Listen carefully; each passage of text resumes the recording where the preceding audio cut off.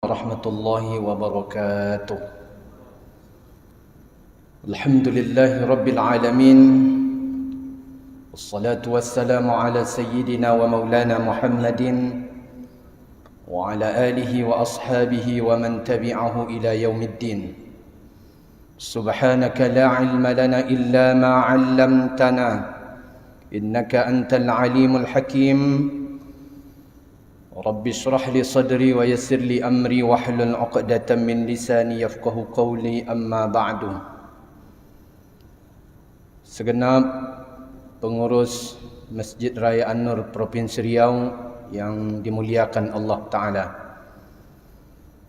para asatiz, tuan-tuan guru, kaum muslimin wal muslimat, hadirin wal hadirat rahimani wa rahimakumullah. Dalam waktu yang terbatas ini,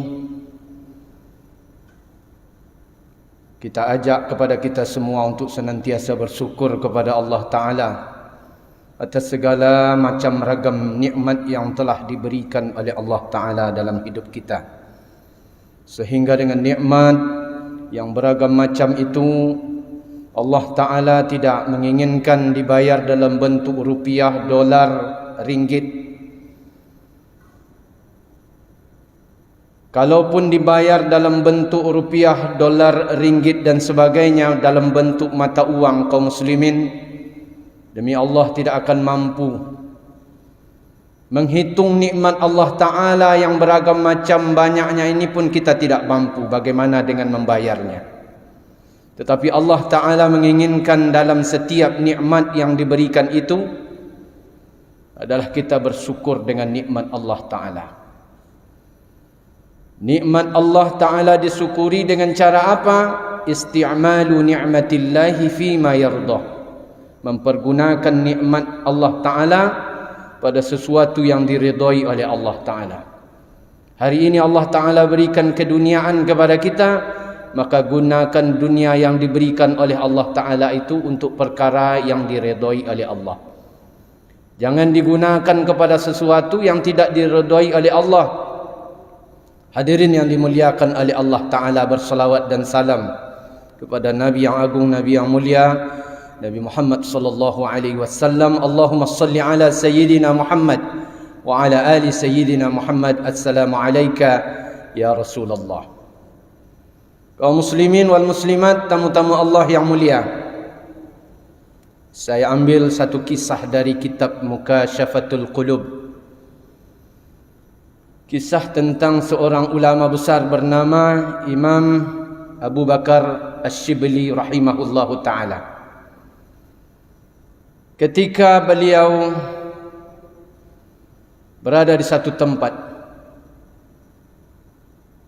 dalam riwayat lain beliau ini salah satu di antara ulama yang dianggap gila di masanya. Tapi memang beliau bukan gila, tapi dianggap gila oleh orang ketika itu. Maka beliau ini dipasung, artinya diisolasi. Kalau sekarang ada rumah sakit umum, rumah sakit jiwa. Kalau dulu tidak ada, tapi dibuat di suatu tempat, kemudian dia dikurung. Begitulah ada bagian riwayat yang menyebutkan itu. Ketika datang penggemar ataupun pecinta, muhibbin, pecinta daripada Imam Abu Bakar Asy-Syibli rahimahullahu ta'ala, maka ketika mereka menjenguk Imam Asy-Syibli, maka Imam Asy-Syibli bertanya, "Man antum? Siapa kalian ini semua?" Maka ketika itu pecinta-pecinta Imam Asy-Syibli mengatakan, "Nahnu ahba'uka." Kami ini adalah fanmu, kami ini adalah pecintamu wahai tuan guru. Oleh Imam Asy-Syibli ketika itu lalu diambil batu, diambil barang-barang ataupun benda-benda yang bisa dilemparkan kepada anggota ataupun fan yang tadi mengaku sebagai pecinta Abu Bakar Asy-Syibli rahimahullahu ta'ala. Ketika itu beliau lempar. Ketika dilempar, maka semua fannya tadi, orang-orang yang katanya mengaku mencintai Abu Bakar Ash-Shibli, lari terbirit-birit. Di saat itu Abu Bakar Ash-Shibli mengatakan, inilah yang dikatakan dengan fan itu? Inikah yang dikatakan dengan muhibbin itu, pecinta itu? Kalau betul-betul kalian adalah muhibbin, menjadi orang yang mencintaiku, fanku, orang yang menjadi penggemarku, kata Imam Ash-Shibli, kalian tidak akan lari. Tapi aku uji kalian dengan lemparan, kalian lari terbirit-birit, bahkan takut denganku. Hadirin yang dimuliakan oleh Allah Ta'ala, kisah ini adalah kisah orang-orang sufi. Sebagian orang tidak mau menerima kisah-kisah ini karena dianggap bertentangan dengan akal. Hadirin yang dimuliakan oleh Allah Ta'ala, apa dari makna kisah ini?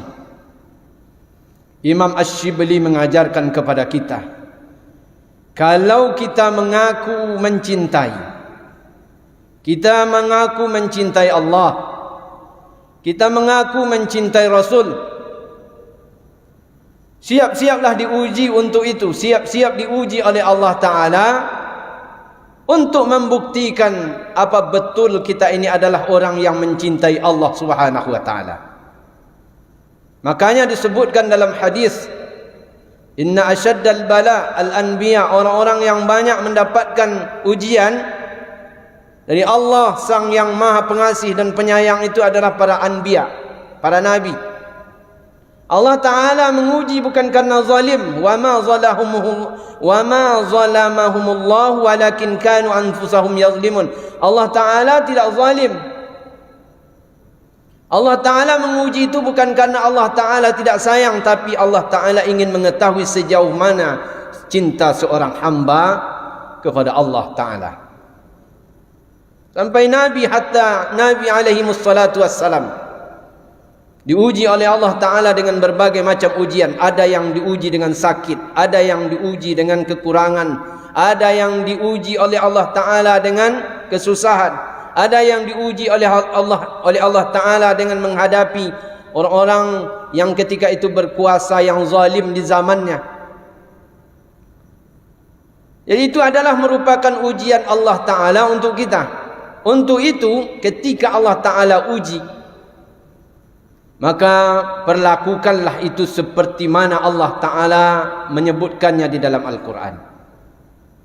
Walaqad na'lamu annaka yadhiqu sadruka bima yaqulun. Engkau juga pernah diuji wahai Rasulullah, kata Allah Ta'ala. Kami tahu itu semua, apa yang tengah ada di dalam hati nuranimu, yang ada di dalam dadamu, bahwa engkau yadhiqu sadruka bima yaqulun, dadamu sempit dengan apa yang dikatakan oleh orang tentang dirimu wahai Muhammad. Tapi apa kata Allah?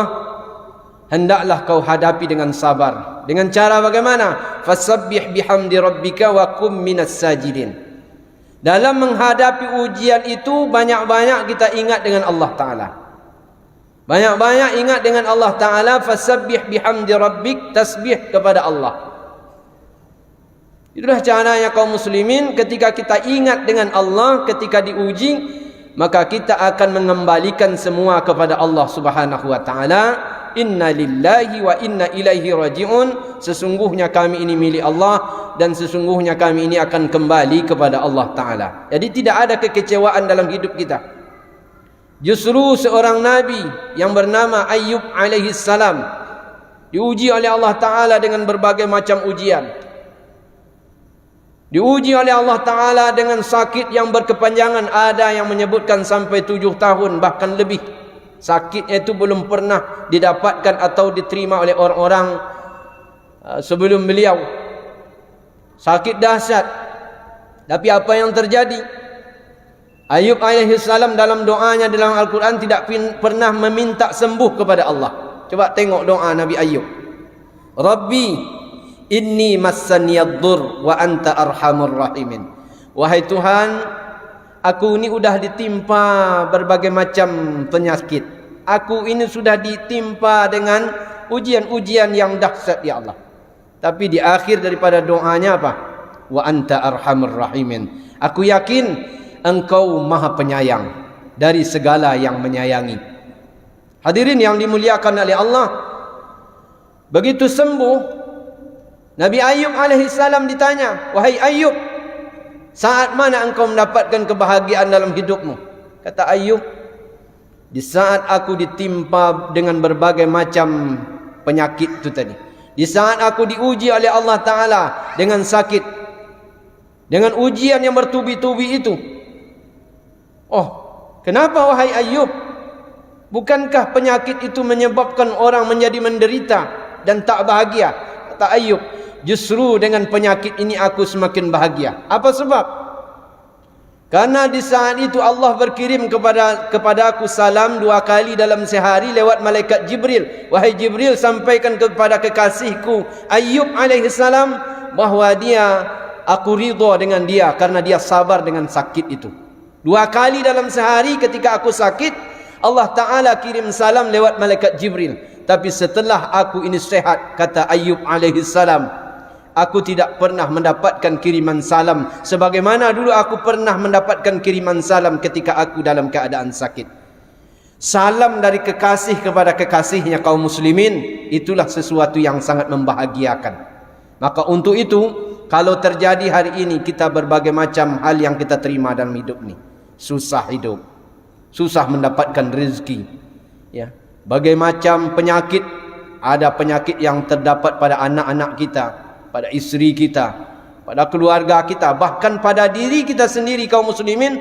Bertubi-tubi macam penyakit datang, maka hadapilah sebagaimana Ayub alaihissalam menghadapinya. Kita hadapi dengan hati yang tenang, dengan sabar, karena itu adalah merupakan ujian kekasih kepada kekasihnya, ujian Allah yang maha mencintai kepada yang dicintainya. Andai kata kita lolos dalam perkara ini, maka kita adalah digolongkan oleh Allah Ta'ala sebagai kekasihnya. Mudah-mudahan ceramah yang singkat ini berbekas di hati kita, bisa hendaknya kita amalkan dalam hidup dan kehidupan kita. Demikian, subhanakallahumma rabbana wa bihamdika, asyhadu an la ilaha illa anta astaghfiruka wa atubu ilaik. Assalamualaikum warahmatullahi wabarakatuh.